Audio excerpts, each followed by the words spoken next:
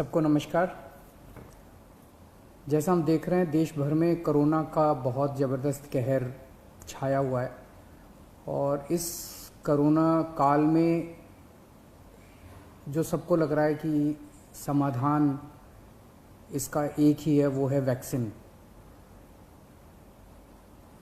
दिल्ली सरकार ने निर्णय लिया है कि 18 साल से ऊपर की उम्र के लोगों को फ्री वैक्सीन दी जाएगी।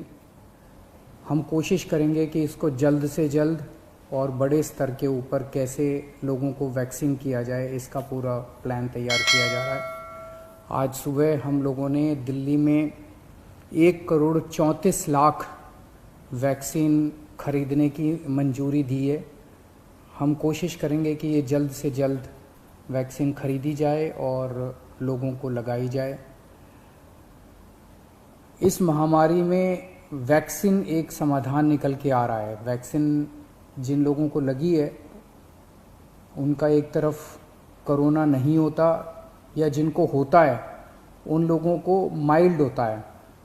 उनमें से अधिकतर लोगों को अस्पताल की ज़रूरत नहीं होती, और अगर अस्पताल की ज़रूरत पड़े भी तो उनकी बीमारी सीरियस नहीं होती, ऐसा देखने में आया है। तो कोरोना एक तरह से अगर वैक्सीन सबको लग जाए तो कोरोना एक ऑर्डिनरी बीमारी की तरह हो जाएगी। अगर होगी भी तो ठीक हो जाएगी। इंग्लैंड में, यूनाइटेड किंगडम में अभी कुछ महीने पहले तक कोरोना का इतनी ही ज़बरदस्त कहर था जैसे भारत के अंदर है, और वहाँ उन्होंने वैक्सीन बहुत बड़े स्तर के ऊपर अपने लोगों को लगाई। तो कोरोना के अंदर उस लहर के ख़त्म होने का एक बहुत बड़ा कारण एक्सपर्ट्स वैक्सीन को मानते हैं कि जिस इंटेंसिटी के साथ, एग्रेसिवनेस के साथ कोरोना वैक्सीन लगाई गई इंग्लैंड में, उसका कोरोना की लहर को ख़त्म करने में बड़ा योगदान रहा। वैक्सीन के एक निर्माता ने कहा है कि वो राज्य सरकारों को 400 रुपये में देंगे, दूसरे निर्माता ने कहा है कि वो राज्य सरकारों को 600 रुपये में देंगे, और केंद्र सरकार को दोनों 150 रुपये में देंगे। मेरी उम्मीद है कि इसको एक ही प्राइस होना चाहिए, अलग अलग प्राइस नहीं होने चाहिए। उनमें से एक निर्माता का मैं इंटरव्यू देख रहा था जो कह रहा था कि 150 रुपये में जब वो केंद्र सरकार को दे रहे हैं तो उसमें भी उनको फ़ायदा हो रहा है। तो अगर 150 रुपये में भी उनको फ़ायदा है, उसमें नुकसान नहीं है, तो 400 रुपये में और 600 रुपये में तो बहुत ज़्यादा फ़ायदा है। ये समय ऐसा है जो कि इंसानियत को मदद करने का समय है। ये समय ऐसा है जो प्रॉफिट कमाने का समय नहीं है। देश भर के अंदर केंद्र सरकार ने कई दवाइयों के प्राइसेस के ऊपर कैप लगाए।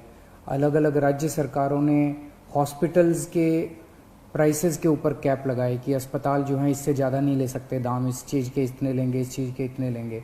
ऐसे समय में जब सारा देश मिलके कोरोना की लड़ाई लड़ रहा है, मैं समझता हूँ एक तरफ मैं वैक्सीन मैन्युफैक्चरर्स से अपील करता हूँ कि एक तरफ वो खुद भी इस प्राइस को खुद ब खुद 150 रुपये पे ले आएंगे। पूरी ज़िंदगी पड़ी है प्रॉफिट कमाने के लिए। ये टाइम, कोरोना जब महामारी इतने बड़े स्तर पे फैली हुई है, लोगों से ये प्रॉफिट कमाने का टाइम नहीं है। मैं केंद्र सरकार से भी अपील करता हूँ कि अगर ज़रूरत पड़े तो इसकी भी कैपिंग की जाए और इस प्राइस को कम किया जाए। एक बात कि 18 साल से ऊपर की उम्र पे अभी लगाया जा रहा है, लेकिन इस महामारी के दौरान हमने देखा कि हमारे 18 साल से कम उम्र के जवान और बच्चे भी इसमें बहुत ज़्यादा संक्रमित हो रहे हैं। उनमें से कुछ लोगों की मौत भी हुई है। तो उनके लिए भी अब हमें सोचने का टाइम आ गया है कि अगर यही वैक्सीन्स उनको भी लगाई जा सकती हैं, उनके लिए भी सेफ़ और इफ़ेक्टिव हैं, तो यही वैक्सीन लगाई जाएँ। और अगर ये वैक्सीन्स उनको नहीं लगाई जा सकती, दूसरी वैक्सीन्स की ज़रूरत है, तो मैं उम्मीद करता हूँ कि जल्द दूसरी वैक्सीन्स भी ईजाद होंगी जो बच्चों को भी लगाई जा सकें, उनको भी सेफ़ हो और इफ़ेक्टिव हो।